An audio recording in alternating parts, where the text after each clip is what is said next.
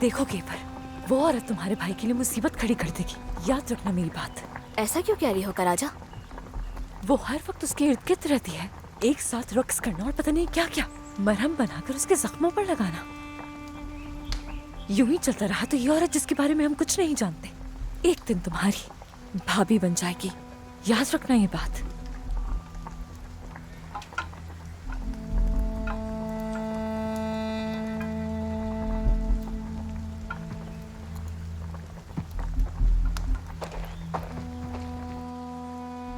आप मेरे भाई के पास आते जाते बहुत थक गई होंगी।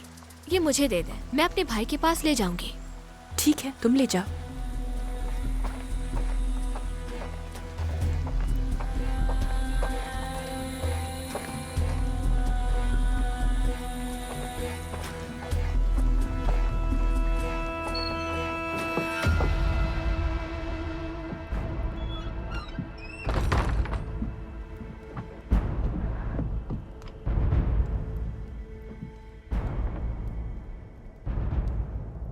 चले गए भाई, चले गए,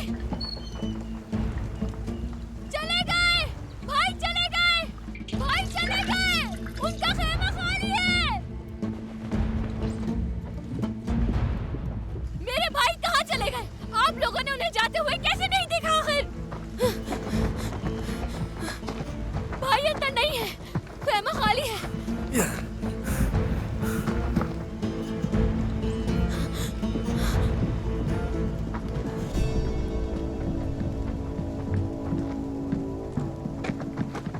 बता रही हूँ ना, भाई नहीं है अंदर, खेमा खाली है। क्या मतलब खाली है? कहाँ है अल परसलान?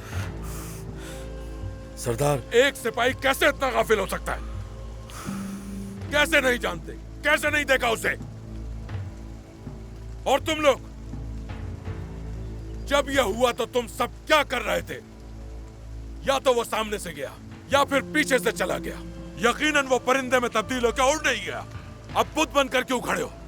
फौरन जाओ और उसे तलाश किए बगैर बस्ती वापस ना आना।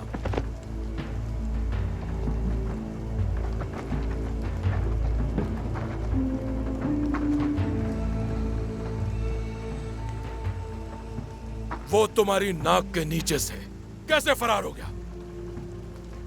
हमने नहीं देखा सरदार। अगर देखने के लिए आंखें ही नहीं तो किस बात के मुहाफिज हो तुम?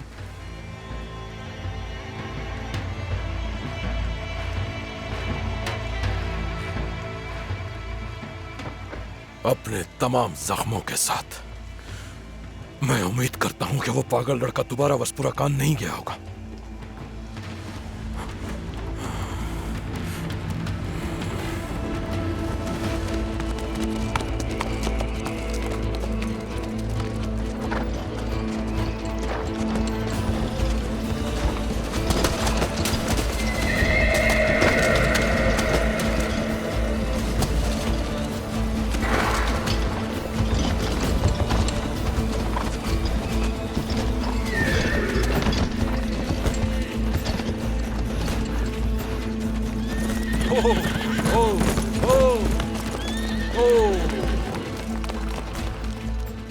कोई सुराग मिला? नहीं आता भाई। चलो फिर ढूंढते हैं मिलकर। चलो चलो चलो।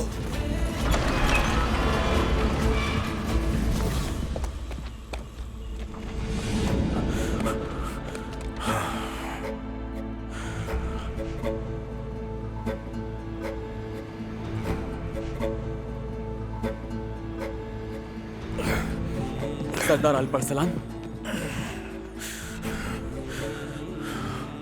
आप तो जख्मी हैं। सुल्तान से मिलना है मुझे, पीछे हट जाओ।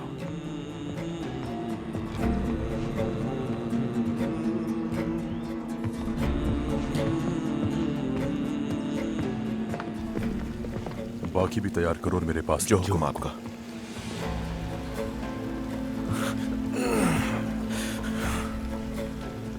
अल परसलान, क्या हुआ है तुम्हें? ये क्या हालत बना रखी है? सुल्तान से बहुत जरूरी बात करनी है मुझे। तुम जख्मी हो? वक्त जाया मत करो मेरा हाजे।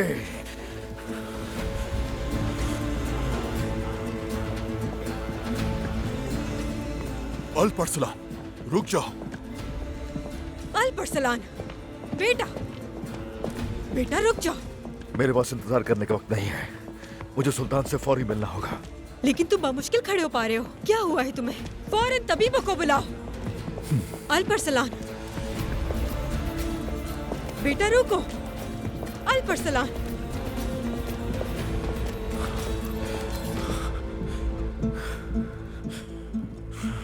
अल्परसलान, क्या हुआ?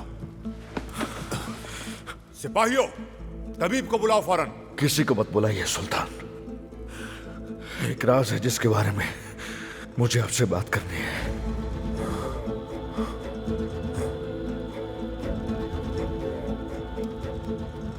आ जाओ, आओ।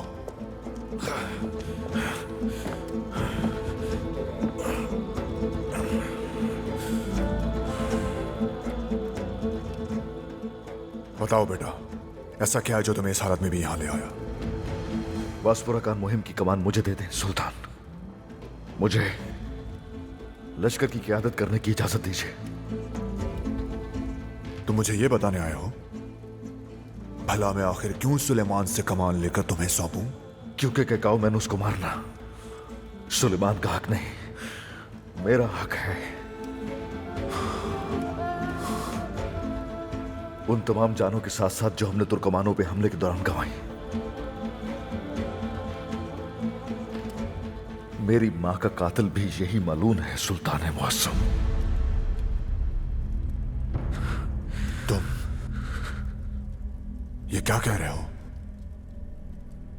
यकीन है तुम्हें?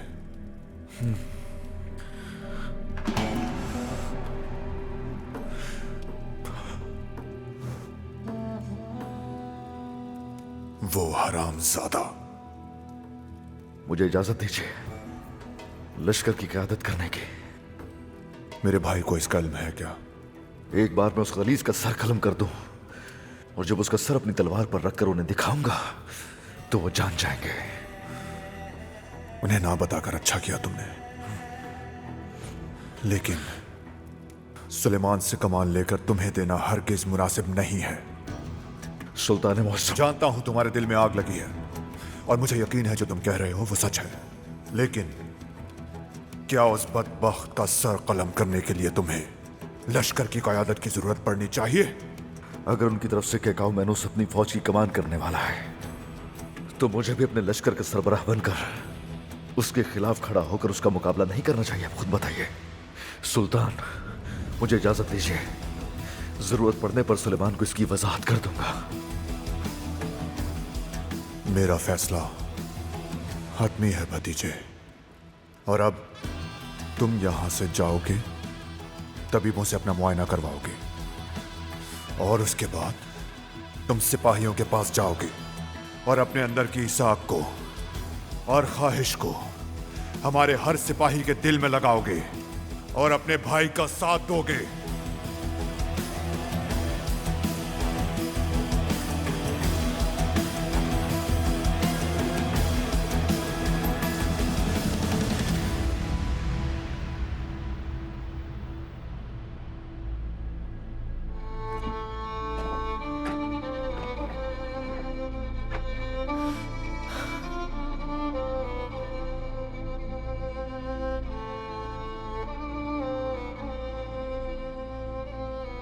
आ गए बेटा?